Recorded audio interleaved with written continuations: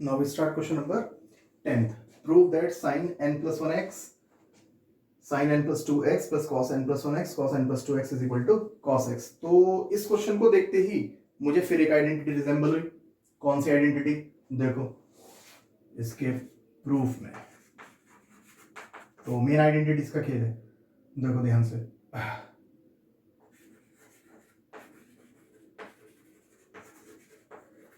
We know that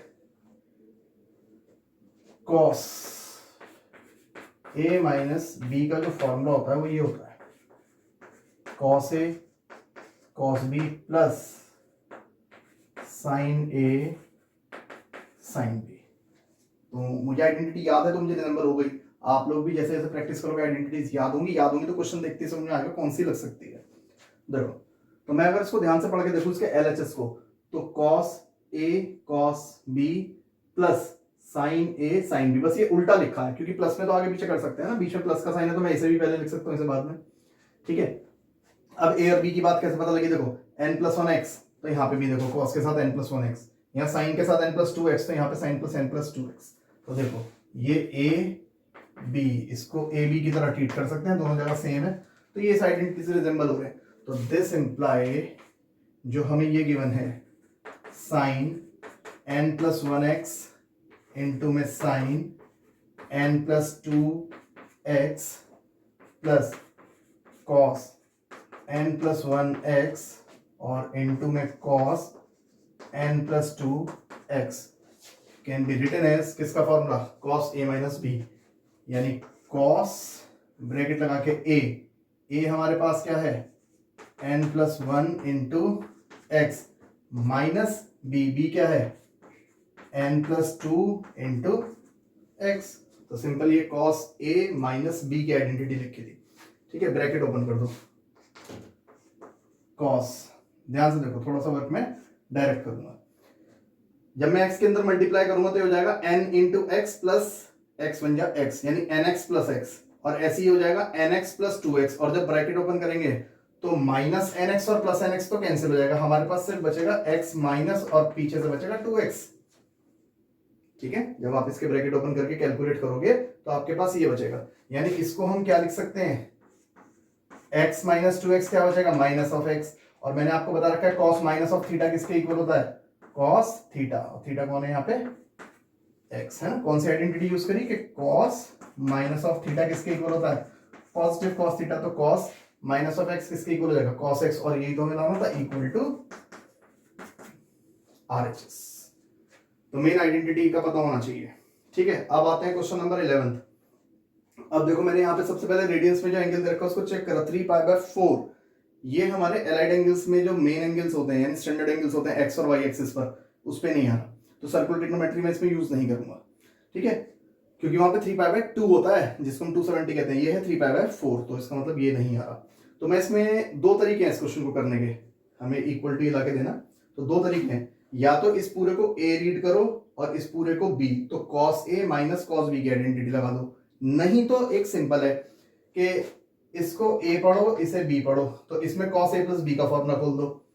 ठीक है.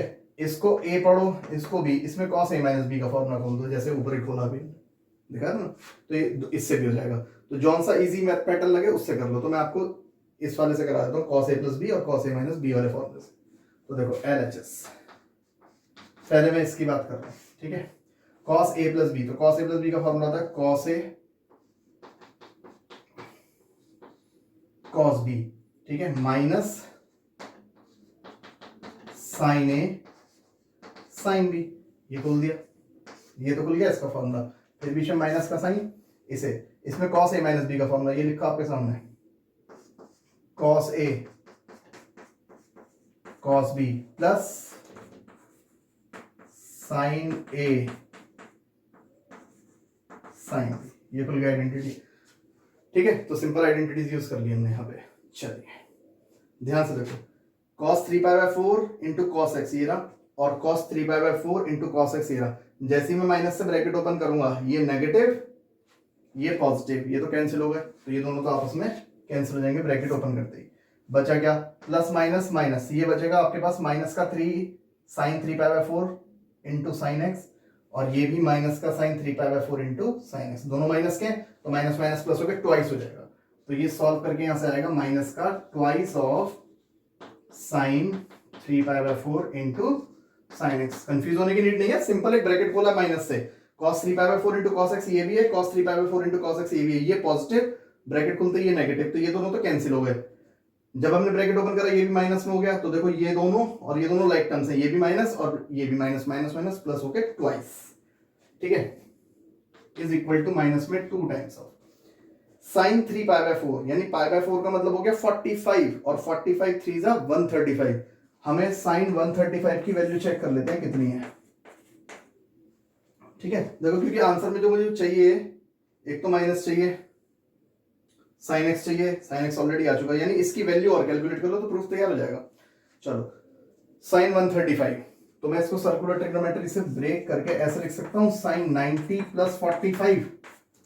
90 पे क्या होता है, ट्रिग्नोमेट्री चेंज हो जाती है, तो मैं आंसर तो लिख दूंगा, इसको थीटा पढ़ेंगे और मैं आंसर लिख दूंगा साइन 90 प्लस थीटा होता है कॉस थीटा, यानी कॉस 45। अब नेगेटिव या पॉजिटिव, 90 कहां होता है, यही तो होता है 90, और 90 में कुछ ऐड करा तो सेकंड क्वाड्रेंट में साइन पॉजिटिव, तो वैल्यू भी पॉजिटिव, यानी cos 45 की वैल्यू कितनी होती है 1/√2। तो इट मींस इसकी जो वैल्यू आई साइन 3π/4 की वो कितनी आई value 1/√2 sine x minus of 2, इसको रेशनलाइज कर लो, √2 से ऊपर मल्टीप्लाई और √2 से ही नीचे, ठीक है, साइन एक्स। देखो √2 इंटू √2 हो जाएगा 2 और 2 से 2 कैंसिल, बचेगा माइनस का √2 sine x is equal to minus का √2 sine x equal to RHS। तो इस तरीके से प्रूविंग करते हैं हम लोग, है ना। तो एंगल्स का ध्यान रखो, रेडियन में तो था बट कंप्लीट एंगल ना एक्स एक्सिस का था ना वाई, तो हम सर्कुलर यूज नहीं कर रहे थे यहाँ, तो हमने फिर आइडेंटिटीज का यूज किया। तो now pause the video and note it down, फिर आगे कंटिन्यू करते हैं।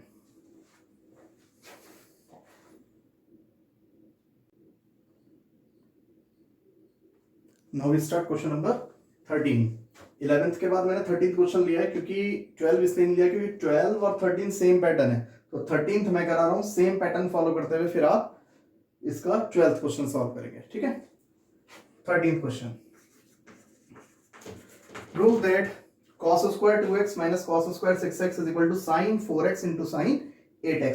तो हमारे पास स्क्वायर के लिए आइडेंटिटीज नहीं है, हमारे पास तो cos a minus cos b का फॉर्मूला है ना, cos square a minus cos square b का नहीं है, फॉर्मूला होता है वो RS में दिया हुआ है, हमें अदर बुक्स में दिया हुआ है, RD में भी गिवन है, बट हम अभी NCERT सॉल्व कर रहे थे, NCERT की आइडेंटिटीज के अकॉर्डिंग ही मैं इसको सॉल्व करूंगा। तो देखिए मैं कैसे सॉल्व करता हूं इसको। LHS आइडेंटिटी है हमारे पास इसकी भी, बट वो हमारी NCERT में नहीं है, दैट्स व्हाई हम NCERT पैटर्न से ही सॉल्व करेंगे इसे। तो cos square 2x minus cos square 6x, देखो स्क्वायर के लिए आइडेंटिटी नहीं है हमारे पास इस तरीके से कोई भी कि cos square a minus cos square b, तो अब क्या करें, इसके फैक्टर कर सकते हैं a square minus b square के अकॉर्डिंग, एक बार a प्लस b, एक बार a माइनस b, एक बार तो cos 2x के साथ माइनस में लिख लेंगे cos 6x, और एक बार cos 2x के साथ प्लस में लिख लेंगे cos 6x, है ना। कौन सी आइडेंटिटी यूज करी मैंने, a square minus b square किसके इक्वल होता है, एक बार a plus b into a minus b, इसको यूज कर दिया हमने।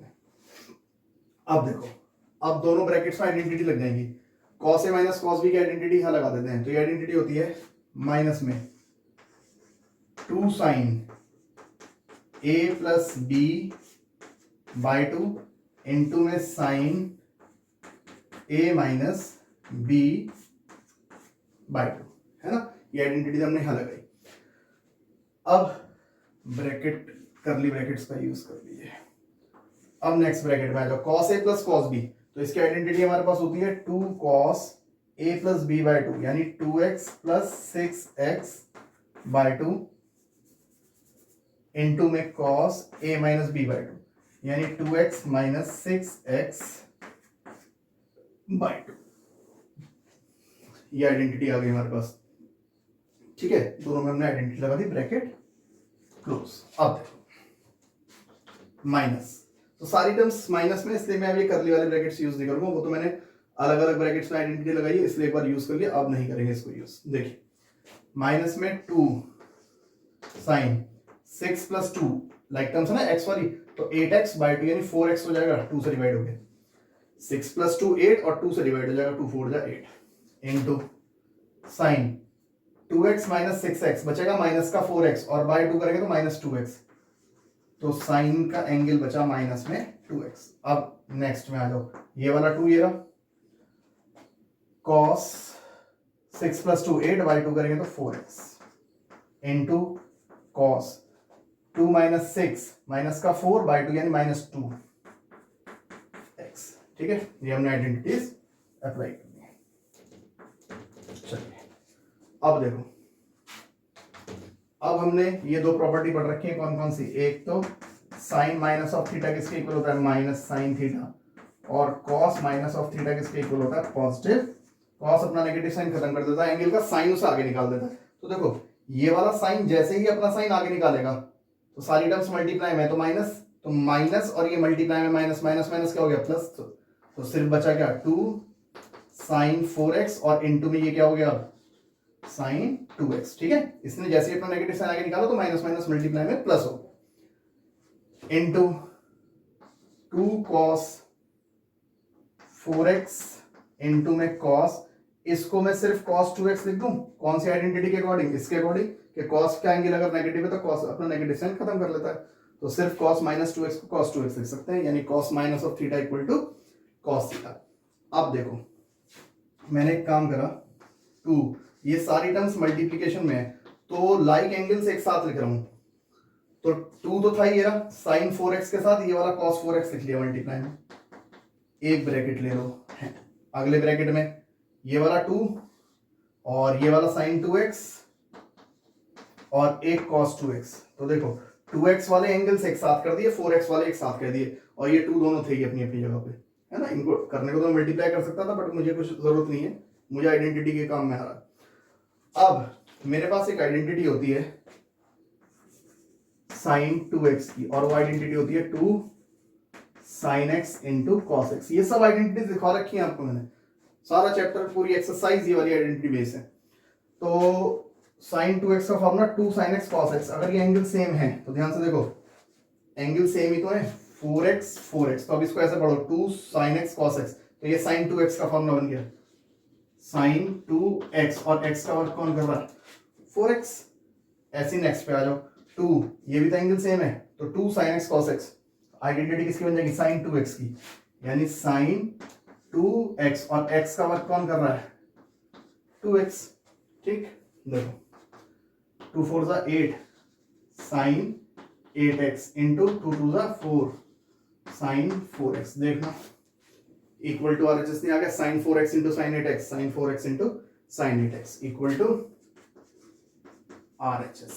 तो पूरा आइडेंटिटी का खेल है, आइडेंटिटी अच्छे से याद होनी चाहिए तो हम क्वेश्चंस को कर सकते हैं। तो यहाँ पे अभी हमने करा क्वेश्चन नंबर 13, अब मैं आपको कराऊंगा क्वेश्चन नंबर 14। तो आप यहाँ वीडियो पॉज करके इसको कॉपी कर लेना, क्योंकि मैं इसका इतना पार्ट ये रब कर रहा हूँ, मुझे क्वेश्चन नंबर 14 यही सॉल्व करना है, और ये आइडेंटिटी भी अभी वीडियो पॉज करके आप इसको नोट कर लें। तो देखिए आगे कंटिन्यू करते हैं इसको क्वेश्चन नंबर 14 से। देखिए क्वेश्चन नंबर 14, क्वेश्चन नंबर 14 हमारे पास है, we have to show that sin 2x plus 2 sin 4x plus sin 6x equal to this. देखो मैंने एक काम करा LHS में, sin 6x और sin 2x एडिशन में है तो इनको ऐसे लिख लिया sin 6x plus sin 2x, और ये जो 2 टाइम्स है इसको अलग लिख लिया लास्ट में 2 sin 4x। अब मैं शुरू के दो में आइडेंटिटी लगा लूंगा। ये काम मैंने क्यों करा, क्योंकि मुझे पता है साइन ए प्लस साइन बी का फॉर्मूला आइडेंटिटी है हमारे पास, 2 साइन समथिंग, उसको अकेले कहां यूज करेंगे, तो उससे अच्छा इसको यूज करूंगा मैं। तो देखो साइन ए प्लस बी का फॉर्मूला हमारे पास क्या होता है, 2 sign A plus B bye 2 cos A minus B bye 2, 2 sign A plus B bye 2 और cos 6x minus 2x bye 2, और ये साथ में चली रहा है प्लस का 2 साइन 4x, ठीक, is equal to 2 times of 6 plus 2 8 और 2 से डिवाइड हो जाएगा 4, तो ये हो जाएगा साइन 4x इंटू 6 माइनस 2 4 और 2 से डिवाइड, तो कॉस 2x, ठीक, प्लस में चल रहा है 2 sin 4x। अब देखो पूरी लाइन में से 2 sin 4x कॉमन आ रहा है, cos 2x के साथ मल्टीप्लाई में भी और लास्ट में अलग से भी है। तो देखो 2 sin 4x तो निकाल दिया कॉमन, तो अंदर क्या बचा, यहाँ बचा सिर्फ cos 2x प्लस यहाँ से चला गया 1, ठीक। इसको ऐसे लिख सकते हैं 2 sin 4x, cos 2x के 4 फॉर्मूले थे, उन चारों में से एक फॉर्मूला ये भी तो था 2 cos square x minus 1, cos 2x का फॉर्मूला, और ये वाला प्लस का 1 पीछे चले रहा है। आइडेंटिटी थी cos 2x की, 2 cos स्क्वायर x माइनस 1, वो अप्लाई कर दिया यहाँ पे हमने, ठीक है। अब देखो 2 sin 4x minus 1 plus 1 cancel, बचा क्या इनटू में 2 cos स्क्वायर x। अब ये सारी टर्म्स मल्टीप्लिकेशन में है, तो 2 2 जा 4, एक बचा sin 4x और इनटू में cos स्क्वायर x। तो देखो हमें ये तो लाना था 4 cos square x into sine 4x, 4 cos square x into sine 4x equal to RHS। तो अब आप देखो हमने दोनों क्वेश्चन करे, दोनों आइडेंटिटी बेस्ड क्वेश्चन, ठीक। तो अच्छे क्वेश्चंस थे दोनों। तो क्वेश्चन नंबर 12, 13 से पहले जो 12th क्वेश्चन था वो इसी पैटर्न से करना है। तो now pause the video and note it down.